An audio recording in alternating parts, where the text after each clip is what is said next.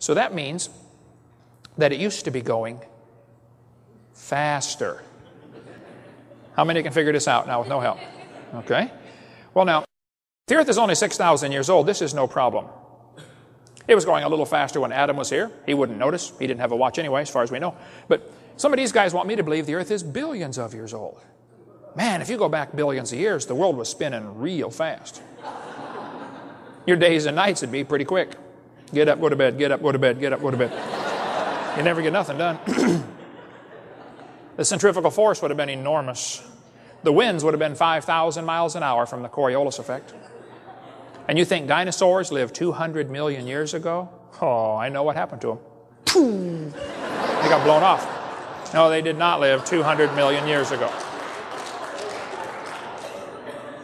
The Sahara Desert has what's called a prevailing wind pattern. The wind almost always blows the same way.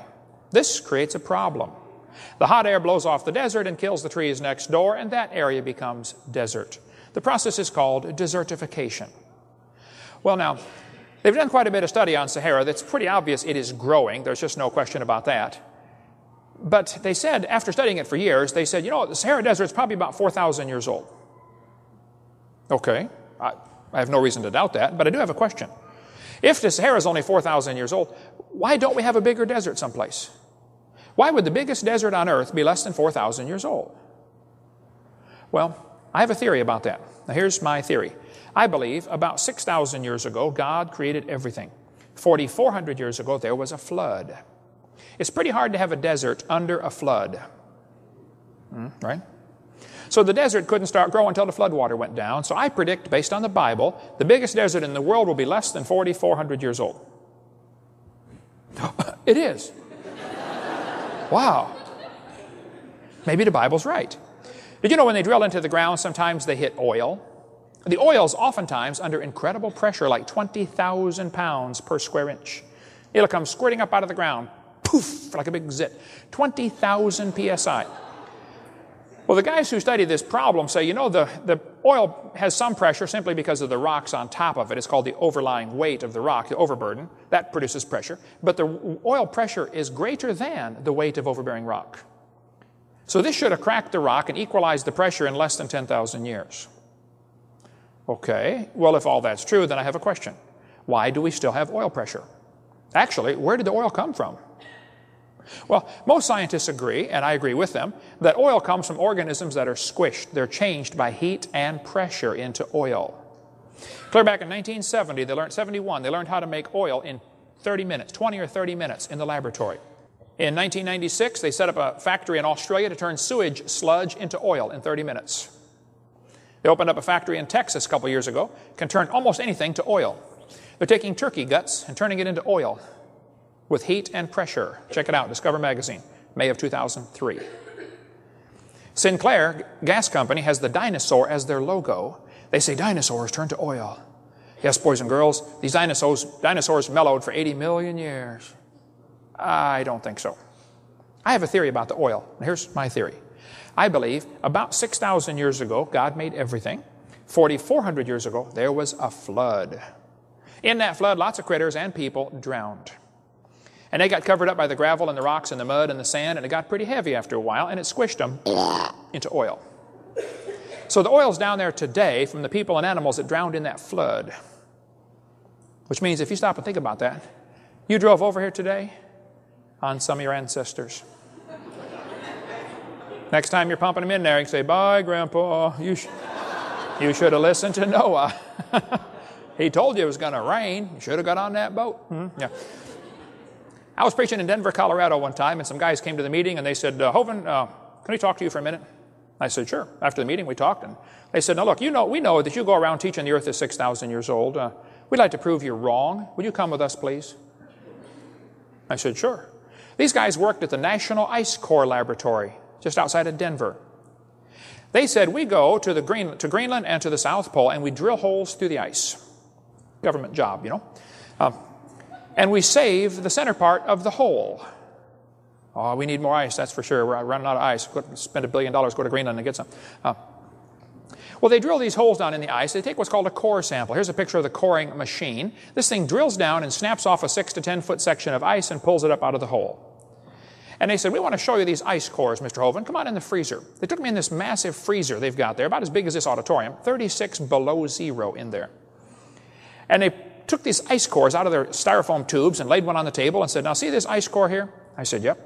They said, you see the rings on there? It looks like tree rings, dark and light and dark and light. I said, oh yeah, they're very clear. Interesting. They said, now Hovind, in the summer, the snow melts just a little bit on top, and then it refreezes and makes clear ice, which shows up dark here on the picture. In the winter, it packs the snow, and it makes white ice. So what we have here are examples of summer, winter, summer, winter, summer, winter, summer, winter, just like annual rings of a tree. I said, okay. They said, now the deepest hole we ever drilled is 10,000 feet. And we counted 135,000 annual rings. And here you are claiming the earth is 6,000 years old. Hovind, you're wrong. I said, now fellas, aren't you assuming those are annual rings?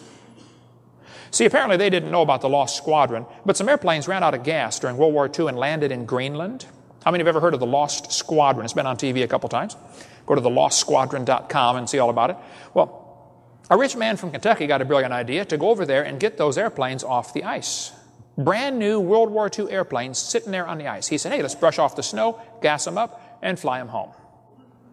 Well, it wasn't quite that easy. They had to find them using ground-penetrating radar because the airplanes were under 263 feet of ice in 48 years.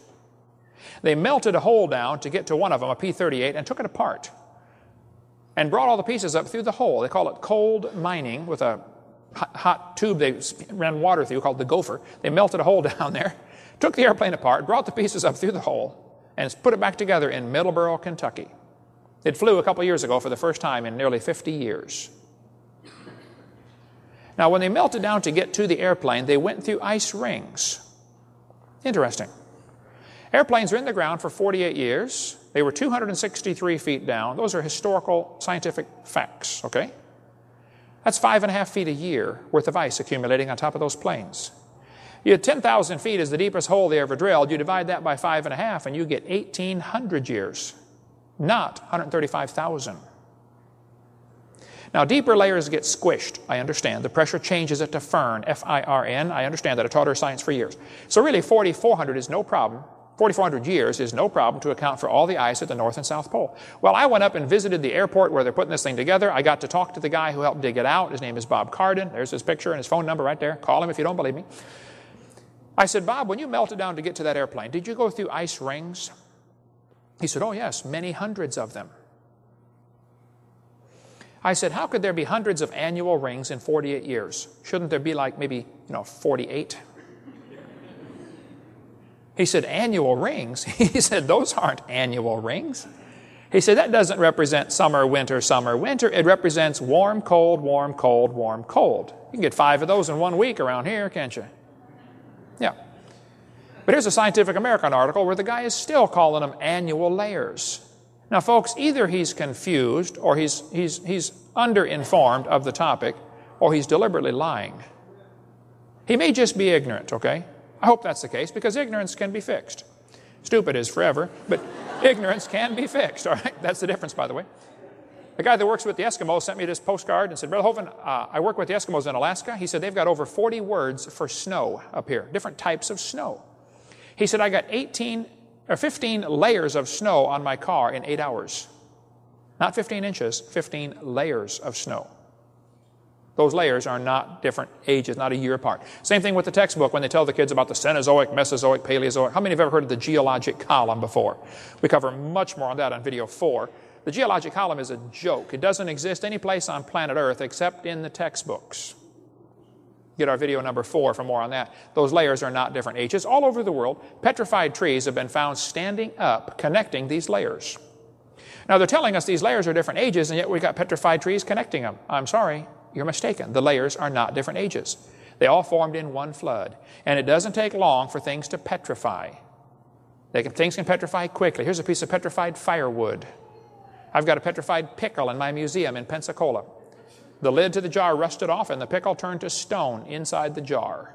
We got the jar and the pickle. Come on up and see it.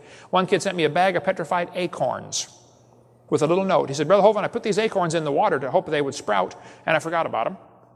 10 years old, Next spring, my mom found the bucket on the back porch. and said, son, get rid of these acorns. He said, in less than a year, they turned to stone. I've got them in the museum. Stop and see our Dinosaur Adventureland in Pensacola, Florida.